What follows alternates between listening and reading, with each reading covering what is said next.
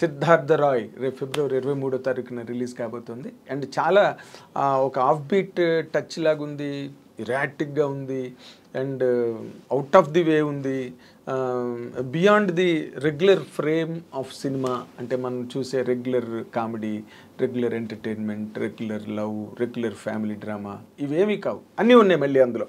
అలాంటి ఒక విచిత్రమైన ఒక ఎన్సెంబుల్మెంట్ ఫిల్మ్ అది సిద్ధార్థ్ రాయ్ రేపు ఫిబ్రవరి 23వ తారీఖున రిలీజ్ కాబోతుంది. ఆ cinema director first time direct చేసాడు ఆయన, యశస్వి. ఇప్పుడు మనతో పాటు స్టూడియోలో ఉన్నాడు. Let us welcome him with both the hands. Welcome Yashasvi గారు, వెల్కమ్ వెల్కమ్.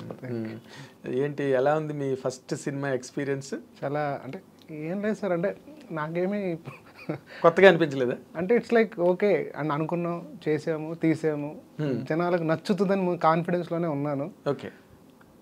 కంటెంట్ ఇప్పుడు మార్కెట్లో ఉన్న ఒక వైరల్ అంటే ఏదైనా ప్రమోషనల్ కంటెంట్ అందరికి రీచ్ అవ్వడం. అవును, మీ ట్రైలర్ కూడా ఏదో 2 million వ్యూస్ ఏవో వచ్చేసాయి. 2.9 దాటేసింది. 2.9 దాటిసిందా?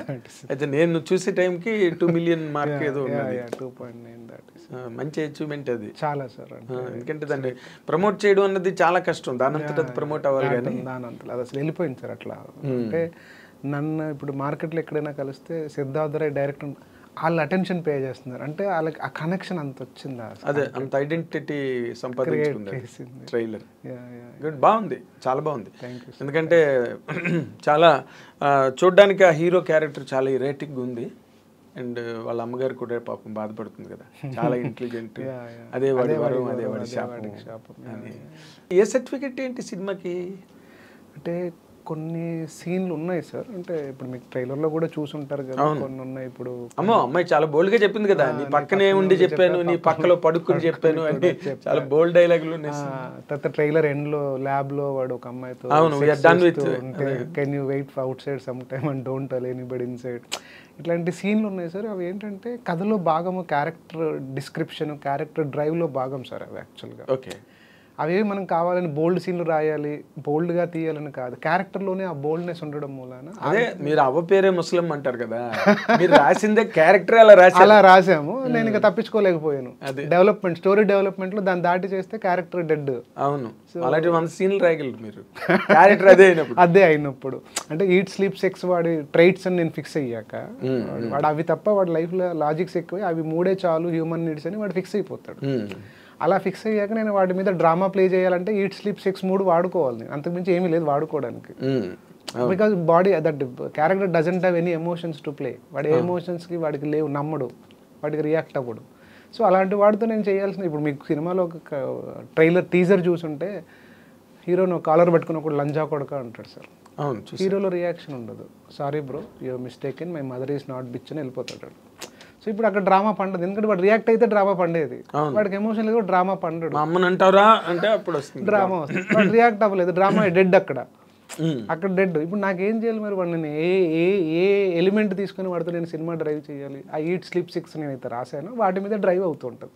సో ఆబ్వియస్గా sex is an element where market or censor or anybody looks in the framework of adultery content. So that is the reason. అదే మణిరత్నం గారు ఒకసారి చెప్పాడు నాతో, 2 biggest selling points in the world of cinema, sex ఒకటి, religion ఒకటి అని.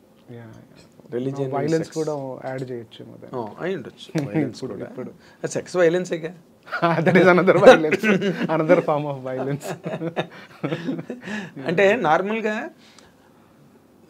మీరు ఇలాంటి కథ రాయడానికి వాట్ ఈజ్ యువర్ ఇన్స్పిరేషన్? నార్మల్గా నేను ఒక అంటే రెగ్యులర్ సినిమాలతో బోర్ కొట్టేసా అలా ఏం కాదు సార్. నేను కూడా బాయ్ నెక్స్ట్ డోర్ కథలు రాసుకున్నాను, ఫీల్ గుడ్ లవ్ స్టోరీలు రాసుకున్నాను, మంచి ఫ్యామిలీ ఎమోషన్ ఉన్న కథలు రాసుకున్నాను. అవి చాలా చోట్ల ఓకే అయినాయి సార్, ముందుకెళ్తున్నాయి, పక్కకి వెళ్తున్నాయి. అంటే ఫస్ట్ టైమర్ అయినప్పుడు ఇలాంటి రెగ్యులర్ ఫార్మాట్ కథలకు వచ్చినప్పుడు వాళ్ళకి బిలీఫ్ అంత ఈజీగా జనరేట్ అవ్వదు.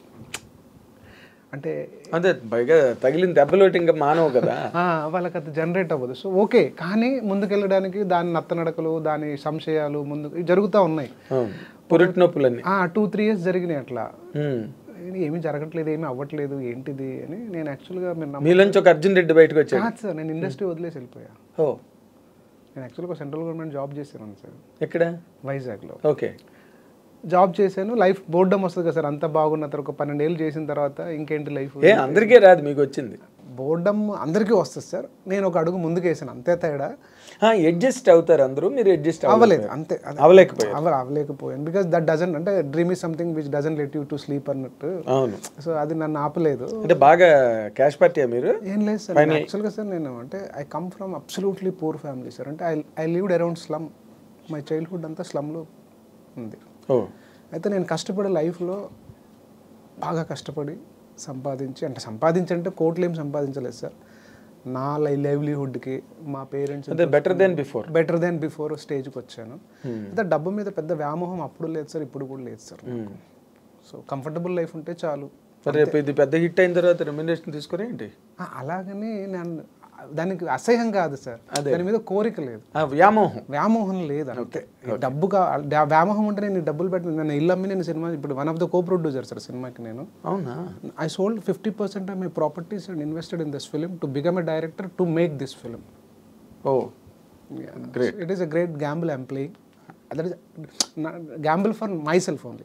నా కోరిక తీరడానికి, నా డ్రీమ్ తీరడానికి చేస్తుంది. గ్రేట్ గ్యాంబుల్ అనట్లేదు, గ్యాంబులే గ్రేట్. You're right. సో అట్లా మరి మీరు ఇల్లు గట్ట ఇవన్నీ అమ్మేస్తుంటే, ఆస్తులు గట్ట అమ్మేస్తుంటే ఏమో అనలేదు ఎవరు మీ missus? I think I should thank sir మా మిస్సెస్ని. ఎందుకంటే పెళ్ళయి లైఫ్ అంతా సెటిల్ అయ్యి పిల్లోడు కూడా పుట్టిన తర్వాత వచ్చాను సార్ నేను ఇండస్ట్రీకి. అంతా బాగున్న దగ్గర ఆ రెస్పాన్సిబిలిటీస్ మా మిస్సెస్కి అప్పచెప్పేసి you take care of the family because she is also working women. Okay. అది మీరు అక్కడ అడ్వాంటేజ్ కొట్టారు. రెండు ఉన్నాయి కదా, ఒక ఇంట్లో రెండు జాబ్లు ఎందుకు, ఇంటికి ఒకటి చాలా ఒకటి వదిలేసాను సార్. సో వచ్చాను అక్కడ తనకు వదిలేసాను and she took the responsibility and she extended our support like anything sir. Really ఈరోజు నేను డైరెక్టర్ అవుతున్నానంటే నా కోరిక బలం ఎంత ఉందో ఆమె సపోర్ట్, ఆమె సాక్రిఫైస్ చాలా ఎక్కువ ఉంది sir. Really almost 11 years for me to become a director. 11 ఏళ్ళు పెట్టిందండి. నేను 2013లో వచ్చాను ఇండస్ట్రీకి. 2013 జనవరిలో రామయ్య వస్తావయ్యకు హరిశంకర్ గారి దగ్గర జాయిన్ అయ్యాను ఏడీగా. That is my first film. Okay. 2012 ఎండ్లో జాబ్ వదిలేసి వచ్చాను. నాకు లక్కీగా నాకున్న పరిచయాలకి ఎంట్రీ సులువుగా దొరికేసింది.